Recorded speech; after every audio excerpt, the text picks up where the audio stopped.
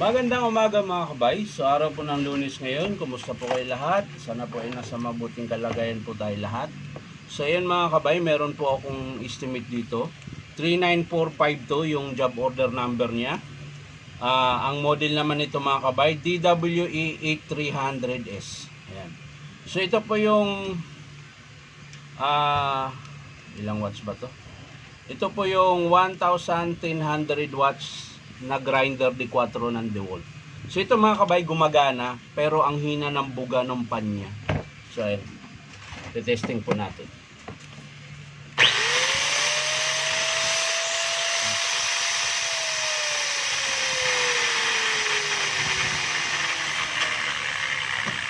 Gumagana po siya pero mahina yung buga. Minsan kasi pag ganyan, mahina yung buga, mabilis po siya mag-init.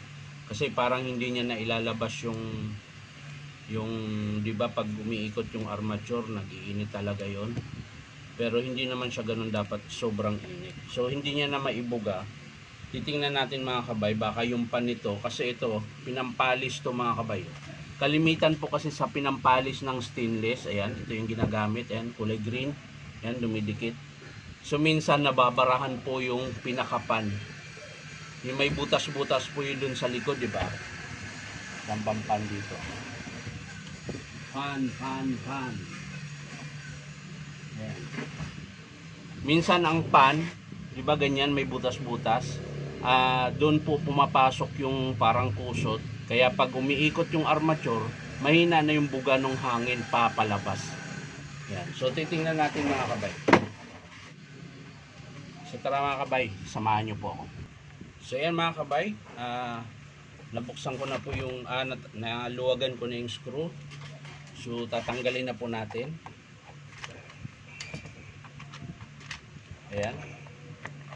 So ayan, kung mapapansin nyo mga kabay, kahit dito sa bandang lagayan ng carbon, puno po ng pusot, yung kulay green na para siyang ayan o, parang bulak. So lalo na to dito sa bandang armature siguro mga kabay, o bandang pan. Baka sobrang dami po.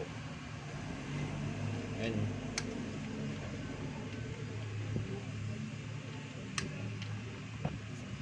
Tingnan natin sa armature. Ayan. Yun. So ayun. So yung pan niya mga kabay, hindi naman pala siya yung tulad ng pinakita ko kanina. Ayan. Pero maganit po siya, ayan. Hindi yung pan niya hindi po ganun tulad nung pinakita ko na may butas-butas. Ito open siya. So hindi po siya nababarahan. Ang tanong, bakit ganun kahina yung buga? Ayan. So pag mga ganyan mga kabay, dito kayo sa baffle. Ayan. Tingnan niyo po yung baffle niya. Ayan.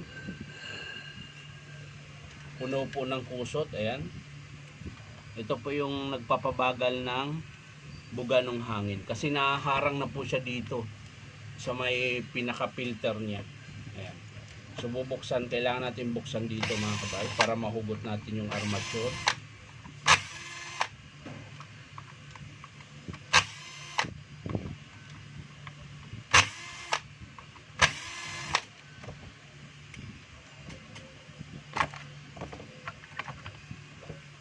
Kailangan natin tanggalin ito mga kabay. Ayan. So wala pong problema dito sa gear. Ayan. Kailangan lang natin kalasin yung armature. So ito po yung kusit mga kabay na bumara. Kaya mahina yung buga ng pan. Ayan. Pati baffle mga kabay. Oh.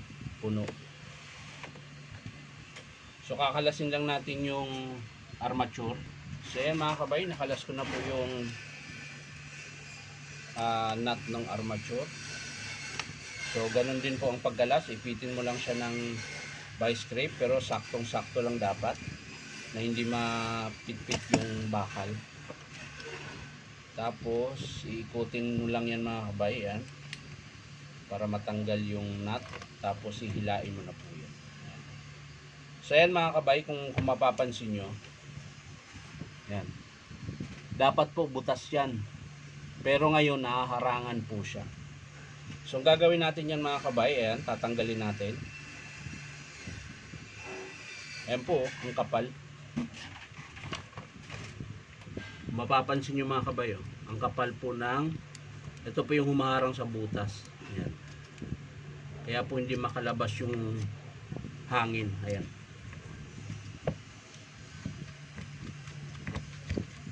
So kailangan nating makalas yan. Ayan, dito din. Ayan. Ang tigas na oh.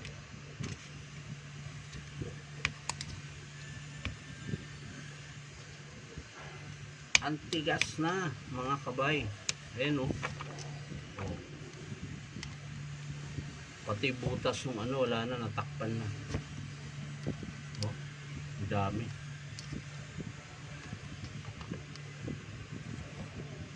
Kaya mahina na yung buga ng panya dahil nahaharangan na po yung pinakadaanan ng hangin. So ayan mga kabay, kung kanina walang butas yan, ayan, meron na po. Ayan, butas na po siya. Natanggal na po yung mga nakabara. Pero hindi pa po lahat na natanggal. Meron pa ring naiiwan. Ayan, lalong lalo na dito mga kabay. Oh. Ayan. Dami. Kaya pag may ganito kayong unit mga kabay, kailangan yung baklasin. Tapos lilinisin nyo po. Kung tulad naman po doon sa, kung ang model ng grinder nyo ay DW810, at dito nyo naman po susundutin yun pag nabarahan yung pad. Ito. Pero pag ganitong model mga kabay, dito kayo sa ulo, sa pinaka ulo ng grinder, sa may gearbox, yun po yung lilinisin nyo. Yan, tulad ng pong ginagawa ko ngayon.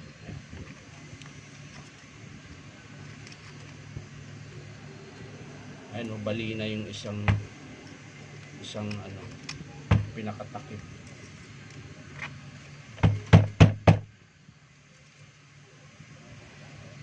So yan, pag nalinis nyo na mga kabay, syempre dadamay nyo na yun dito.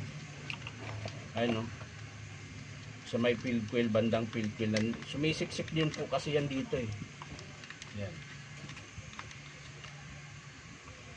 At dito naman sa bandang brush holder. Dahil ayan, sumisiksik po kasi ito eh.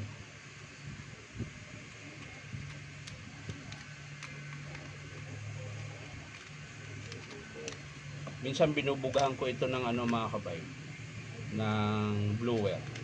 Pagkatapos ito bubugahan ko po ito para siguradong tanggal. Ayan. So bubugahan ko mga kabay, bubuksan ko lang yung bintana ko rito. Medyo maingay lang pag nabuksan. Ito yung pang gamit kong pambuga mga kabay.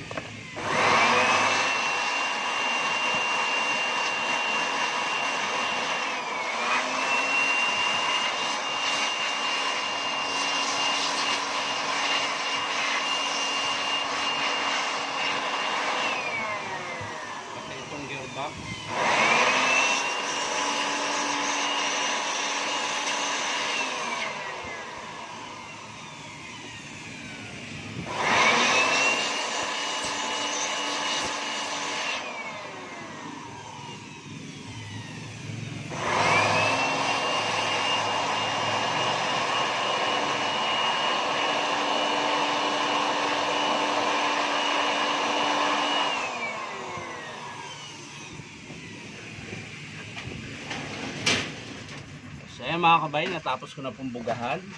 Ito naman mga kabay, nakalas po yung, ito kung mapapansin nyo, yung pinaka-epoxy niya. Dapat meron yan dito. Kaya po umangat tong isang wire. Ayan, pero hindi naman po siya putol. So, titingnan natin mga kabay kung hindi siya masiklab. Ngayon, kung masiklab to mga kabay, pag pinaandar natin ngayon, ay magpapalit po tayo nito. Kasi meron po siyang lamat dito bandang bar. Ay, hindi lang gaano makita sa camera. Ayan, parang pantay lang. Pero dito sa actual mga kabay, ayan, meron po siyang pingas. Konti lang. So titingnan natin mga kabay, i-assemble natin ulit, tapos papaanda rin natin. So ayan mga kabay, babalik natin. Ayan. So kung paano natin kinalas kanina mga kabay, ganun din po yung pagbalik. Ayan. Balik natin yung nut. Pero bago yan, kailangan mo siyang hugutin pa atras para pumasok po yung nut. Ayan. So pag nakapasok na yung nut mga kabay, hihigpitan nyo na po.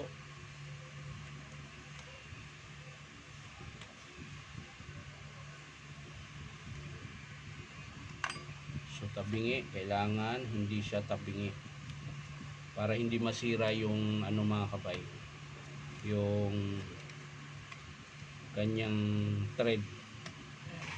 Kasi pag tabingi po, maaaring masira yung thread niya. Ayan.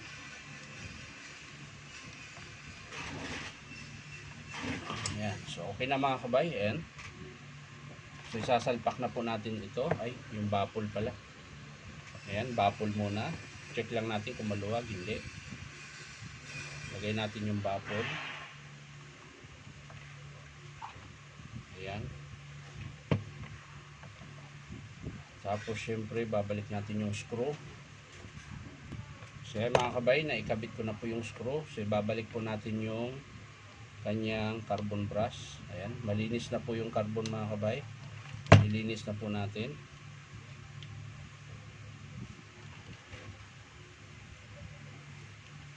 So sa mga gustong magpa-repair mga kabay, punta lang po kayo dito sa Powerman Hardware, 530 T. Alonso, Santa Cruz, Manila. Ayan.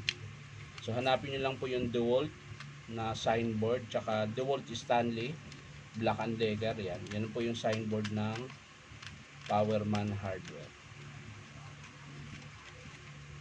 So hindi pa lahat nalinis mga kabay.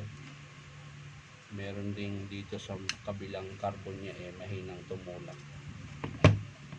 So sara din natin yung spindle para hindi po tatalsik yung grasa pag pinaandar natin.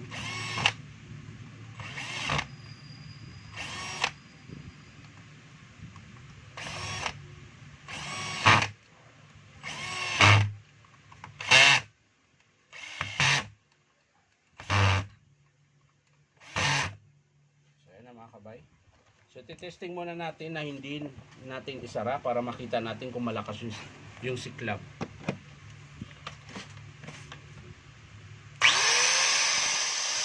Ayan, hindi mapapansin yung mga kabay. Ayan.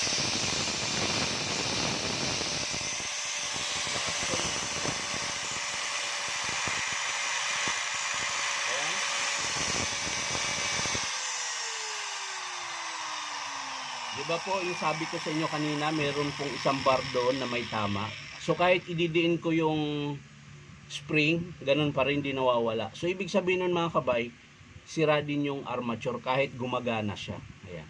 Masiklab po siya. Kasi kung maluwag lang yung spring, dapat pag diniin ko tong spring, mawawala yung siklab. Ayan, tingnan nyo mga kabay.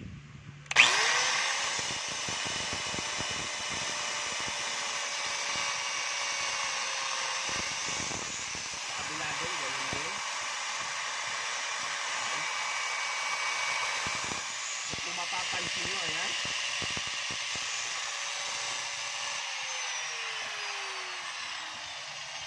Kapag nagkulay green na po yung apoy niya doon, tapos umiikot na siya sa buong commutator, yung sa bar niya, yung pinakabilog, ibig sabihin po niyan mga kabay, sira na po talaga yung armature.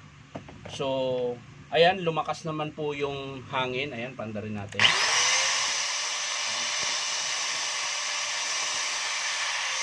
So, lumakas po yung hangin, yung pinakabuga niya dahil dito po sa kusot na natanggal natin. Ayan. Pero, masiklab pa rin. So, kailangan talagang palitan ng armature. So, ang estimate natin dito mga kabay ay armature lang po. Ayan. Carbon niya mahaba pa, bearing okay pa, sleeve okay pa po. So, ang ating estimate dito ay armature. Ayan. So hindi natin nakuha sa linis mga kabay dahil may tama po talaga yung kanyang armature. So babalik na lang natin to mga kabay. Ayan. Sasara lang natin para matapos na po tayo. Ayan.